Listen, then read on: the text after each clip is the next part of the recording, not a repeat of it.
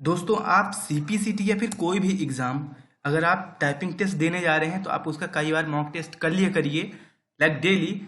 इस बेसिस पे आप अगर वहाँ पे एग्ज़ाम देंगे तो आपको नया माहौल नहीं लगेगा, आपको लगेगा आपने तो ये पहले से किया है। तो इस हिसाब से आप काफ़ी आसानी से टाइपिंग टेस्ट क्वालिफाई कर लेते हैं, चाहे कोई भी एग्ज़ाम हो।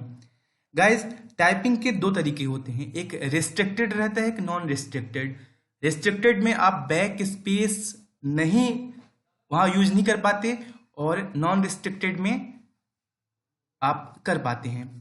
तो ऐसे में गाइस आपको करना क्या होता है, अगर आप कोई भी टाइपिंग कर रहे होते हैं, टाइपिंग टेस्ट दे रहे होते हैं, लाइक मैं यहाँ पे मॉक दूंगा, तो आप देखिएगा अगर आप वहाँ पे देंगे ऐसे टाइप कर रहे हैं, अगर आपको कहीं पे मिस्टेक हो जाती है और आप काफ़ी आगे आ जाते हैं, अगर आप मिस्टेक्स और नहीं करना चाहते और आप उसे पिछला जो लिखा सुधारना चाहते हैं, तो अगर आप एक एक बार ऐसे बैक करेंगे तो देखिए काफ़ी टाइम लग रहा है। लेकिन गाइज अगर आपने ऐसे किया है और आप पिछले जो वर्ड्स हैं उन वर्ड्स को डिलीट करना चाहते हैं कैरेक्टर की जगह, तो आपको कंट्रोल के साथ बैक स्पेस कर देना है। तो जो आपकी बैक लेफ्ट में जितने भी वर्ड्स लिखे हैं तो आपका एक एक वर्ड ही डिलीट होता जाएगा, आप ये देख पा रहे होंगे। इस तरह से आप वहाँ पे एक्यूरेसी मेंटेन कर सकते हैं।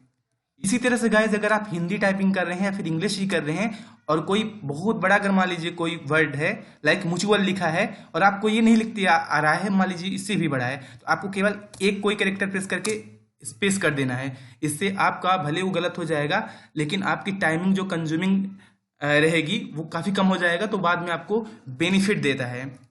देन गाइज आपको एक और बात ध्यान रखनी है, अगर आप ये टाइप कर लेते हैं तो टाइप करने के बाद आपको तुरंत इसे सबमिट कर देना होगा।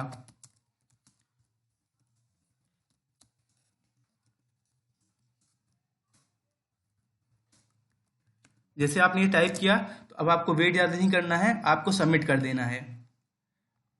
अगर मान लीजिए आपके पास कोई भी ऐसा टूल नहीं है जिससे आप अपनी टाइपिंग स्पीड पता कर पाएँ, तो आपको करना क्या है, ग्रॉस की स्ट्रोक से जो आपका है 146, तो आपने टोटल कितना टाइम कंज्यूम किया है 1.47 आपने टाइम लिया है, तो आपको 1.47 में 5 का मल्टीप्लाई करना है और जितना भी है उससे डिवाइड कर दीजिए आप 146 को। तो इस तरह से गाइज आप अपनी टाइपिंग स्पीड मेंटेन कर सकते हैं और काफ़ी अच्छा प्रदर्शन आप एग्जाम में कर पाएंगे।